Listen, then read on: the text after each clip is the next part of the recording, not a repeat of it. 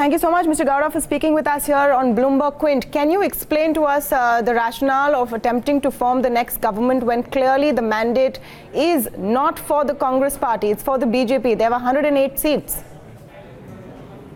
I think you need to understand the meaning of the word mandate. Mandate comes when you actually win a majority. Here they just have a plurality, they're ahead of the other two parties. And in other states, for example in Goa, when the BJP did not get a mandate, even by your definition, they still managed to go ahead and form a government. And so they have set an example for the rest of us to follow, that essentially if you don't have a majority, then you don't get to claim a chance to form a government. And here, there are other factors as well. If you look at the vote share, the Congress vote share is higher than the BJP.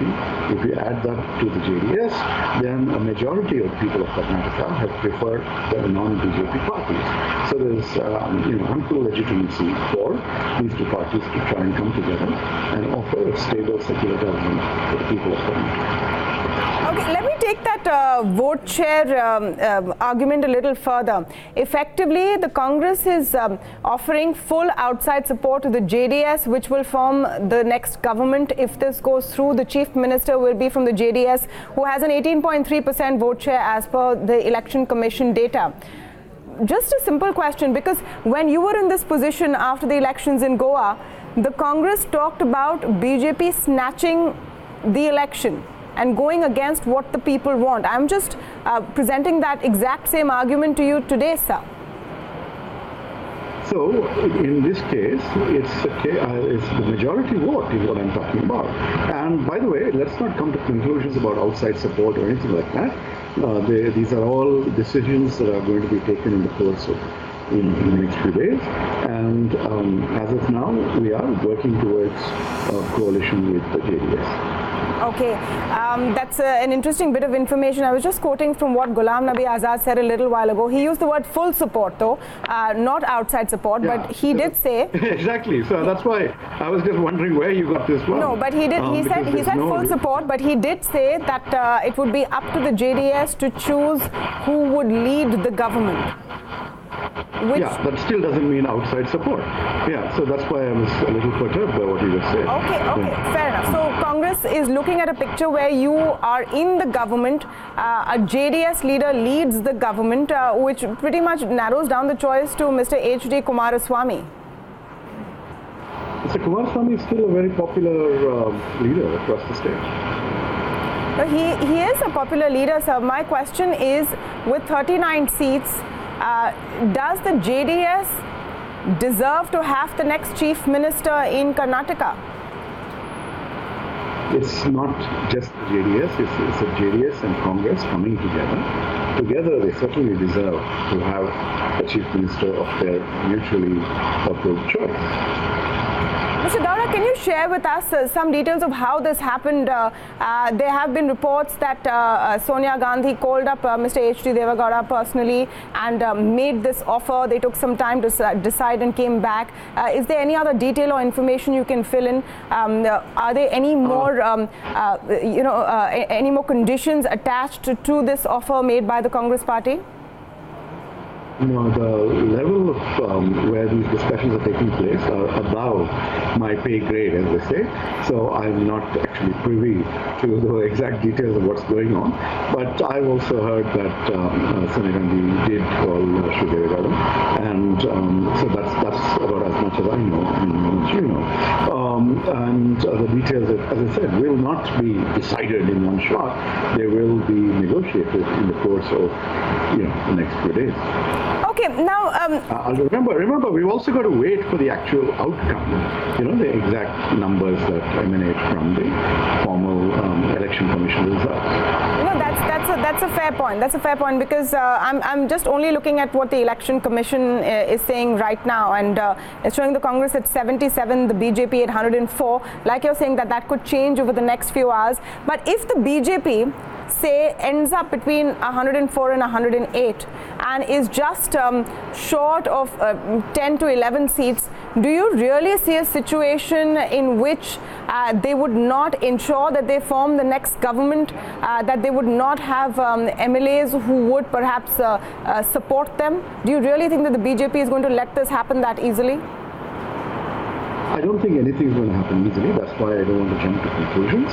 However, that would be literally a negation of the mandate when MLAs who have been elected on one ticket are poached or seduced in some way or the other to support the BJP. That is not what they went to the people with, and therefore that will seem very, very. I want to just request you to pause there for a second, Mr. Gowda, because I have Nalin Kohli of the BJP on the phone line with me, but please do stay on with us. Mr. Kohli, thank you for speaking with us. Your first response to what is an official confirmation from the Congress party. They will offer full support to the JDS and hope to form a coalition government in Karnataka. We shall see what it has to happen. In any case, everything is very clear. The single largest party, and we are in striking distance. The final results are yet to come out. However, the writing is on the wall. The vote is against the Congress party, so direct or indirect. The voters have rejected them. Having rejected them, the single largest party, with clear majority, of course, there is no question. But if the final results show any kind of limit in terms of the single halfway mark not being reached, the single largest party within striking distance, there is no question about it. The BJP, the vote is for the BJP in that sense. The Congress has lost the election completely. Their chief minister has also lost the election also in one of the constituencies. I'm not sure of the second result as of immediately as I speak with you. So therefore, the BJP obviously would be there, and I'm sure the party would be at the appropriate time, post-parliamentary board and everything, deciding what is to be the course of action. That is the procedure. Even with regard to election law, there has to be a pre-poll alliance in the first instance. For anybody to stake claim, there is no pre-poll alliance. So the single largest party is by constitutional provisions in terms of election law, in terms of what has been the convention, is going to always have the chance to form the government. Sir, and prove its majority. Sir, in Goa, there was no pre-poll alliance, yet the BJP went on to form the government. In Meghalaya, in which you were working very closely with the entire election campaign there, the BJP did eventually form the government, though it was not the single largest party. So there is precedence. Well, that precedent is because you must not forget, in Meghalaya, while the Congress had more seats than the Conrad Sangma's National People's Party, the NPP, you have to bear in mind they couldn't get the requisite numbers. The supports came out, and you're forgetting that in Meghalaya, there was a clear understanding which was pre-poll between the UDP, HSBDP, which came together and extended support not to the Congress but the NPP. So therefore, there is no conflict. So in this case, would you say that the game's not over yet? What would the BJP do to, reverse this situation? As the numbers stand today, Congress plus JDS is beyond the halfway mark. That would be seen on the floor of the House. If that were the condition, it has to be seen on the floor of the House then. It can't be seen outside that, no? Because there is no pre-poll allowance. Okay, I want you to just stay on for just a second. I have Rajeev Gowda, senior leader of the Congress, with me as well, and I just want him to respond to what you've been saying. Mr. Gowda, I've been speaking with Nalin Kohli, and I hope you've been able to hear what he's saying. He's making it very clear that it's not over yet. Nothing is over yet. I certainly agree with him on that front for a change. And we have to wait and see how the final results turn out and what kinds of negotiations take place between different parties. And then, of course, as he points out, there is a governor here who is a former BJP minister in Gujarat. So they may want to exercise their discretion in different ways. So there is the game is just begun. The game is hardly over yet. However, there is a constitution, there are election laws, there are precedents and conventions, and of course there is the floor of the House. So there is some ways to go. And Nalin, for a change, I'm agreeing with you.